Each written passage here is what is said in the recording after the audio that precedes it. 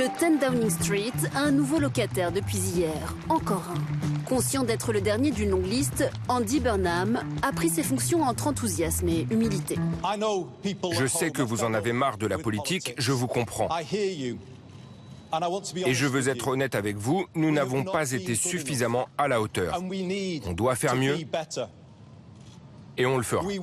Ancien maire de Manchester, surnommé le roi du Nord, Andy Burnham, qui a toujours soigné son look décontracté, a fait de son ancienne ville la vitrine de son programme pour la Grande-Bretagne. Je ne laisserai pas ce travail me changer. J'écouterai ce que les gens ont à dire et je nous remettrai en contact avec les gens ordinaires. L'obsession affichée des gens ordinaires. Alors que le Royaume traverse une crise économique et sociale intense, les premières mesures d'Andy Burnham entendent réduire le nombre de sans-abri et s'attaquer à la vie chère. Il a annoncé hier vouloir supprimer la TVA sur l'électricité l'hiver prochain. Il a l'air d'avoir plein d'idées et il a fait de bonnes choses à Manchester. Les hommes politiques veulent plaire à tout le monde. Résultat, ils ne satisfont personne et ne font avancer aucun projet concret avant la fin de leur mandat. Et s'il y a bien un dossier qui divise, c'est celui de l'immigration. Tout en maintenant la très ferme ministre de l'Intérieur à son poste, Andy Burnham a d'ores et déjà annoncé vouloir abandonner le projet de carte d'identité numérique qui visait à mieux cartographier la présence de travailleurs clandestins dans le pays. À contre-courant, le Premier ministre l'est aussi sur l'Europe. Européen convaincu, marié à une Hollandaise, Andy Burnham a voté pour rester dans l'UE. Il a aussi réaffirmé dès le premier jour son soutien, dit indéfectible, à l'Ukraine. Alors que l'extrême droite de Nigel Farage, qui a orchestré et obtenu le Brexit, caracole en tête des sondages, Andy Burnham est-il la dernière chance des travaillistes anglais? Peut-il représenter un espoir pour les gauches européennes? Voilà, et pour en parler ce soir, nous recevons John Henley. Bonsoir. Bonsoir. Vous êtes correspondant Europe pour le quotidien The Guardian. Selon vous, Andy Burnham s'affiche comme l'anti-Starmer par excellence, mais il sera, dites-vous, contraint de gouverner au centre. Son ambition est de rompre avec l'héritage Thatcher et d'agir pour des citoyens frappés de plein fouet par la hausse du coût de la vie. À vos côtés, Thibaut Arroy, bonsoir. Bonsoir. Vous êtes maître de conférences en civilisation britannique contemporaine, Université Sorbonne Nouvelle, spécialiste politique étrangère britannique. Selon vous, Andy Burnham veut gouverner à la manière du manchesterisme, un modèle fondé sur la décentralisation du pouvoir. Son idée serait de redonner de la force aux autorités locales afin qu'elles mettent en œuvre des politiques en faveur des services publics de proximité. Et puis Anne-Elisabeth Moutet, bonsoir. Bonsoir. Vous êtes éditorialiste au Daily Telegraph. Selon vous, Andy Burnham dispose d'une expérience internationale assez limitée, mais il ne faut pas s'attendre, dites-vous, à un bouleversement. Le soutien à l'Ukraine restera le même. Quant au Brexit, il ne pourra pas revenir dessus. Ce n'est plus un sujet central, dites-vous, pour les Britanniques. Et pour entamer ce débat, c'est avec vous, Hélène, et le chiffre du jour. 7, car Andy Burnham est le 7e Premier ministre britannique en 10 ans depuis 2016 et le référendum sur le Brexit. Alors, on se souvient peut-être de David Cameron ou de Boris Johnson, un peu moins sans doute de Liz Truss ou encore de Rishi Sunak. Cette instabilité politique britannique, John Henley, elle est due à quoi? Au Brexit, à la fin du bipartisme, aux institutions elles-mêmes? Un peu tous les trois, je pense. Je pense que le Brexit y est pour beaucoup. Hein. C'est la plaie qui ne guérit pas. C'est quelque chose qui a posé indéniablement des problèmes à l'économie et à la croissance britannique.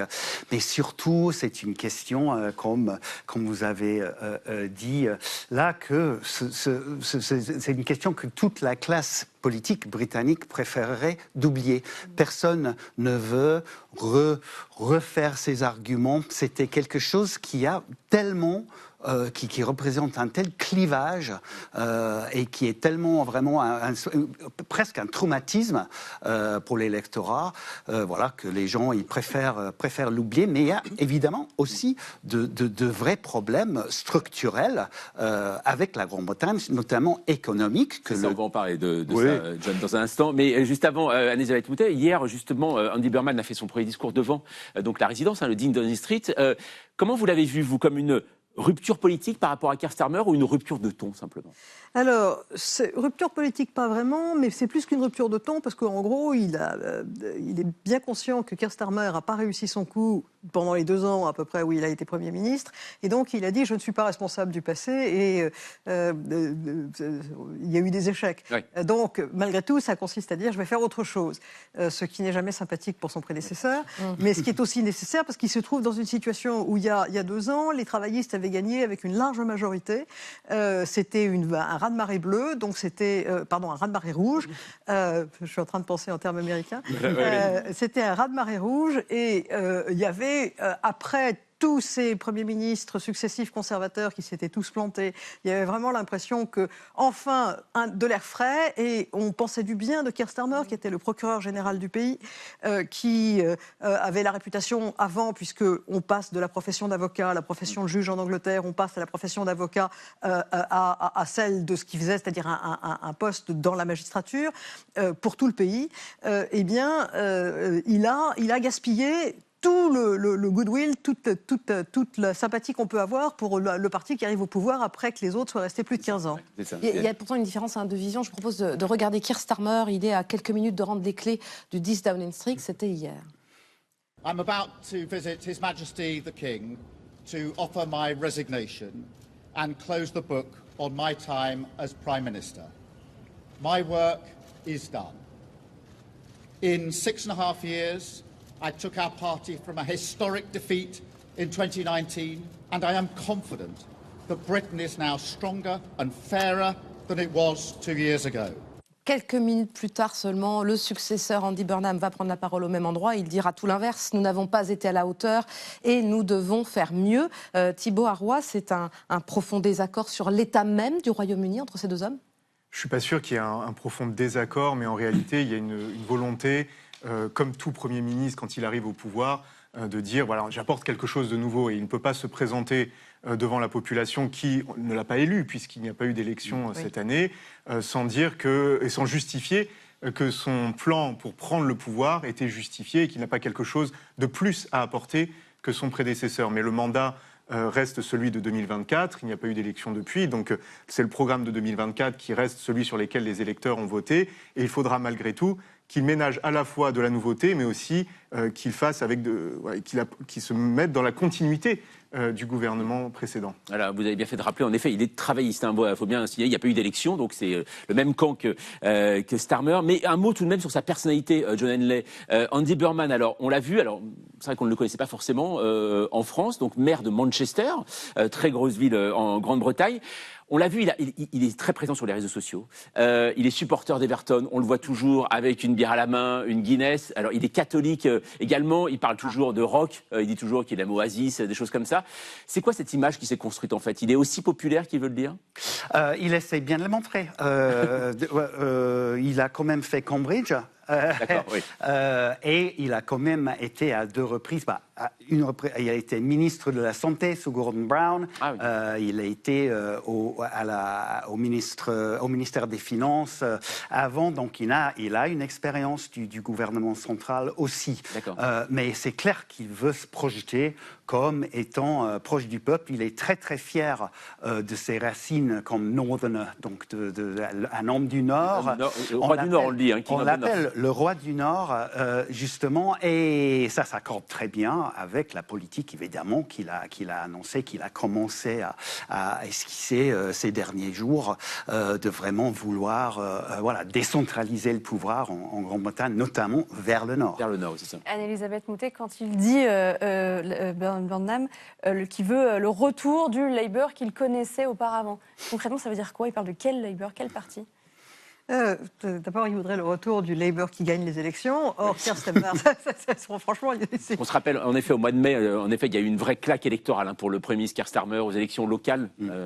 Oui, alors, c'est intéressant parce que Keir Starmer, qui avait un capital de sympathie, il a tout de même fait un très sale coup à Andy Burnham il y a plusieurs mois, et ça consistait à lui interdire de se présenter à une partielle, puisqu'en Grande-Bretagne, on ne peut être dans le gouvernement, et a fortiori Premier ministre, que si on est au Parlement. C'est obligatoire. Et du coup, quand les choses ont finalement se sont passées de tellement mal, de mauvais cas, que le parti n'a plus manifesté sa conscience à Keir Starmer et qu'il a fallu rappeler Burnham, on a refait une élection locale pas très loin, dans un endroit pas très loin de Manchester, et il a gagné extrêmement bien. Il a battu Reform, qui est la plus grande menace pour le moment, le parti de Nigel Farage.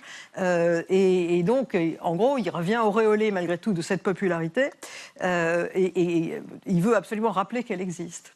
Mais Thibaut Arroy, ça veut dire quoi aussi? Ça veut dire que quand il parle il veut faire la plus grande révolution, même au sein social, en gros, pour la Grande-Bretagne, ça veut dire que si on doit le situer très concrètement par rapport à ce qu'on a eu jusqu'à présent, par rapport à Keir Starmer, il est plus à gauche que Keir Starmer, par exemple? On a dit ça beaucoup, mais en réalité, il va devoir composer avec un parti qui est extrêmement divisé. Et donc, il n'est pas tout à fait sûr qu'il fasse une politique beaucoup plus à gauche que son prédécesseur, puisqu'il va falloir financer tout un tas de politiques qui sont toutes jugées prioritaires, que ce soit la défense, que ce soit les politiques de santé, les politiques d'aide sociale, le logement. Et tout ça est mis sur la feuille de route du nouveau gouvernement. Et donc ça va être un jeu de négociation et aussi un jeu entre les différentes factions du Parti travailliste pour montrer comment il arrive à contenter les uns et les autres. John Ellis, c'est tout ce qui a été cassé par Thatcher. Tony Blair aussi? Faut dire que Tony Blair, je pense que quand Andy Burnham a dit dans son discours devant 10 Downing Street que le pays avait pris une mauvaise direction, trop de privatisation, trop de centralisation, trop de désindustrialisation, etc. Il visait très clairement Margaret Thatcher, mais ce qui était évidemment impliqué dans ça, c'est que le parti travailliste de toute façon, sous Tony Blair et Gordon Brown, a suivi dans les pas de Margaret Thatcher. Ils n'ont jamais remis en cause ces réformes quand même très controversées à l'époque. Et oui, je pense donc qu'il fait référence à une époque où le gouvernement était bien plus interventionniste, bien plus régionaliste qu'il ne l'est en ce moment. Le problème, c'est que les années 70, c'était aussi une époque où la Grande-Bretagne, c'était l'homme malade de l'Europe. Il y avait des montagnes de déchets dans les rues, il y avait des coupures d'électricité, il y avait des bail-outs, des packages de secours du FMI, etc. Anne-Elisabeth Moutet, on le voit tout de même les premières mesures là. On le voit, Andy Burnham, donc il a dit qu'il voulait supprimer la TVA des factures d'électricité des Britanniques. Il a dit qu'il fallait rapprocher la politique des gens. Ça veut dire que là, on voit déjà une indication véritablement de ce qu'il pourrait faire ou pas, s'il a les moyens de le faire, c'est-à-dire une politique plus interventionniste. Alors, la question, c'est effectivement les moyens.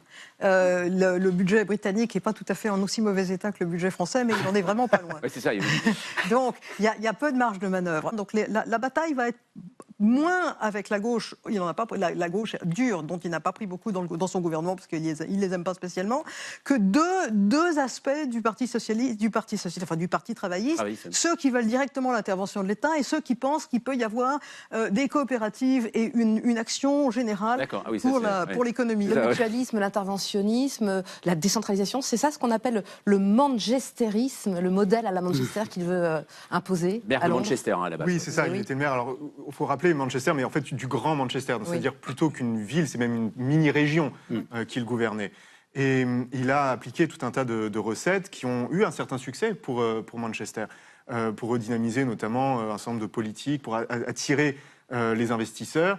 Il a beaucoup agi. On voit à l'écran les mesures justement. Alors on le voit quand même. Il y a eu en effet une réussite, quelques réussites, et puis d'autres qui n'ont pas été jusqu'au bout. Oui, alors dans le cas, alors là, en effet, si on montre ce qui relève des politiques sociales, l'action directe du gouvernement de Manchester n'a pas été aussi fructueuse, mais malgré tout, c'est une ville qui économiquement a rebondi depuis les années Thatcher. Et donc c'est là qu'on se dit peut-être qu'il y a des recettes qu'on pourrait appliquer au niveau national, justement en donnant davantage de pouvoir à toutes ces régions qui existent à l'intérieur de l'Angleterre, mais aussi ailleurs dans le pays, pour essayer de leur, ce qu'on appelle les pouvoirs dévolus, donc de donner davantage de pouvoir à ces autorités locales, et ne pas tout attendre du gouvernement de Londres, de Westminster, qui ne serait pas à même de répondre à des spécificités qui sont propres à chaque coin du Royaume-Uni. John Ellis, c'est possible ça, parce que là, Manchester, la région de Manchester était très bien portante, économiquement parlant. Là, on parle d'un pays qui va mal. C'est clair que c'est un pays qui va mal. Oui, économiquement, on parle d'une baisse du PIB d'entre 4 et 8% selon les estimations depuis le Brexit. Il y a un manque d'investissement, mais criant. Il y a les inégalités en Grande-Bretagne sont plus importantes que dans presque tout autre pays de l'Europe de l'Ouest. Il y a une manque aussi qui a été très, très bien documentée, une manque extrême de productivité par rapport à d'autres pays européens. Donc c'est quelque chose qui exige une médecine extrêmement forte. Et comme a dit Anne-Elisabeth, je pense que la question principale, c'est d'où est-ce que Andy Burnham va trouver l'argent pour énergiser tout cela. On est très proche avec les Français, vous voyez. C'est ça. Alors, on va le voir avec vous, Fanny, aussi, que parmi les missions que s'est imposée Andy Burnham, il y a aussi celle de contenir, il l'a dit, l'extrême droite et de son parti Reform UK. Oui, Andy Burnham clame effectivement, on en parlait, que sa priorité, c'est la sauvegarde, la relance de l'économie, le niveau de vie des Britanniques, mais il est effectivement attendu aussi sur le thème de l'immigration. Il faut dire que le sujet est en tête des préoccupations des Britanniques. Les 2/3 d'entre eux jugent que l'immigration est trop élevée. Et ce thème de l'immigration porte aussi Nigel Farage, on en parlait, et son parti Reform UK dans l'opinion. Le parti anti-immigration est aujourd'hui premier dans les sondages pour les prochaines élections législatives. Ce sera en 2029.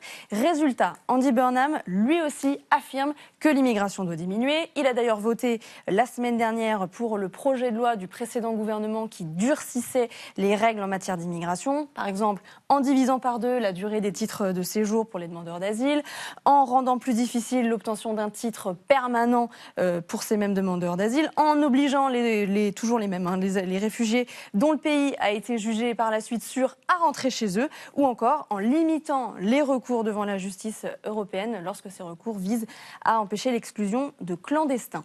Dans le même temps, tout de même, Andy Burnham est soumis aux pressions venant de son propre rang, de son propre parti, le Labour, pour assouplir certaines dispositions de son texte. Et il a également déjà annoncé qu'il renonçait à un projet de carte d'identité numérique. C'était une mesure prise par son prédécesseur, donc Keir Starmer, qui était censé lutter contre l'immigration clandestine et le travail illégal. Thibaut Arroy, sur ce thème de l'immigration, Andy Burnham, est-ce qu'il peut contrer efficacement Reform UK, ses adversaires, sans les copier pour autant?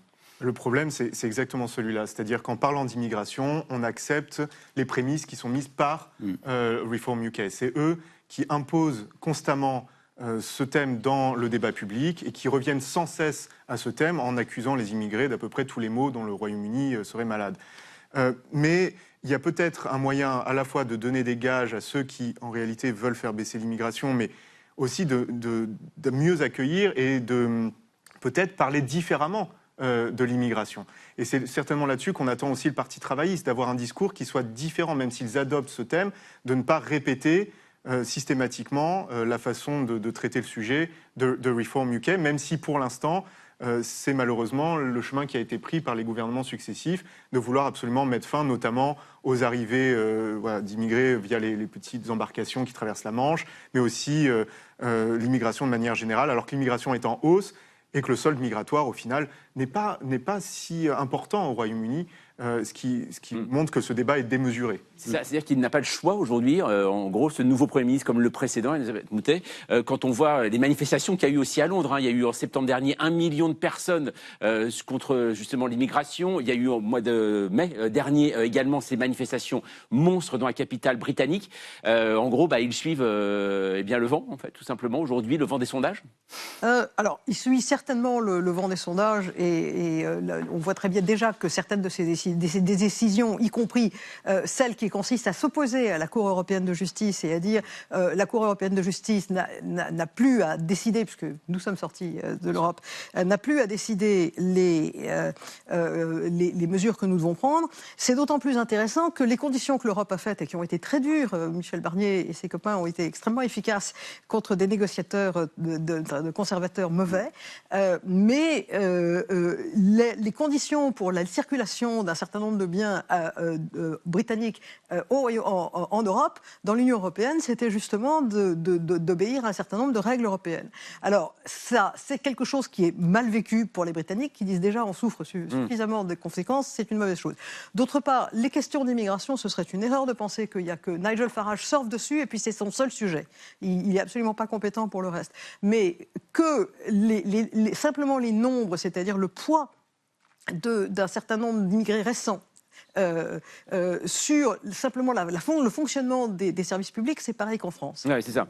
Alors, on va vite aller faire un tour aussi, parce que tout ça, c'est vrai qu'au début, on parlait d'un phénomène qui a marqué l'histoire, c'est le Brexit, forcément. Et notre archive du jour nous ramène en 2016, justement, il y a 10 ans, en pleine campagne du référendum sur le Brexit. Andy Burnham, alors jeune député, s'engage pour que le Royaume-Uni reste dans l'Europe. Un message pas forcément entendu à l'époque. Well, I think this vote is very close. It is on a knife edge. People now really need to decide what kind of country they want Britain to be in the future. How we will be seen by the rest of the world. These are the major questions that this referendum comes down to. And I'm quite clear, a vote to leave is a vote for isolation, and that cannot make sense in a volatile and changing world. Bon, 10 ans plus tard, la réalité est là, le Brexit est bien là. Andy Burnham a dit il y a quelques mois dans un podcast au Guardian qu'il souhaitait revoir le Royaume-Uni dans l'Europe de son vivant. Pourtant, bon, c'est plus vraiment sa priorité. Est-ce que ça veut dire, John Henley, que c'est une girouette? Ou peut-être, qu'est-ce que nous, les Français, peut-être les Allemands, devons attendre de cette relation aujourd'hui que nous... Oui, il a depuis cette interview avec The Guardian, il a dit que ce n'était pas un projet pour l'immédiat. Oui. Hein. Il ne voulait pas avoir la Grande-Bretagne, il ne voulait pas rouvrir ce débat tellement pénible. Cela dit, je pense que il y a des perspectives intéressantes pour un rapprochement plus important entre la Grande-Bretagne et notamment sur cette question parce que la politique intérieure d'Andy Burnham, cette politique un peu régionaliste, un peu de décentraliser l'économie, de décentraliser le pouvoir, ça s'aligne quand même pas mal avec plusieurs projets européens, la Comité des régions, l'investissement régional, etc., qu'aime bien l'Union européenne. Donc les experts trouvent qu'il y a un chemin pour un rapprochement plutôt pratique, plutôt régional. Thibaut Harrois, rapidement, Donald Trump s'est félicité de l'arrivée d'Andy Burnham au pouvoir, pour gouverner la Grande-Bretagne. Il l'a qualifié d'extrêmement libéral. Oui. Est-ce que finalement ça le correspond bien? Non, mais je ne sais pas ce que pense Donald Trump et ce qu'il avait vraiment en tête quand il a dit ça. Ce qui est sûr, c'est qu'il avait beaucoup critiqué Keir Starmer. Et donc peut-être que c'était une manière aussi de dire, voilà, enfin, oui, on change de Premier ministre. Et c'est peut-être aussi une façon de lui prêter des intentions dans le but d'espérer que le nouveau Premier ministre suive un petit peu plus la politique que Trump aimerait voir appliquée au Royaume-Uni. Mais rien n'est moins sûr, puisque la difficulté pour le Royaume-Uni aujourd'hui, c'est de ménager, certes, cet allié principal que sont les États-Unis, mais aussi de continuer le rapprochement avec l'Union européenne et le rapprochement avec les principaux alliés en Europe, la France, l'Allemagne, etc. Merci beaucoup à vous trois d'être venus débattre ce soir donc, sur ce nouveau Premier ministre britannique.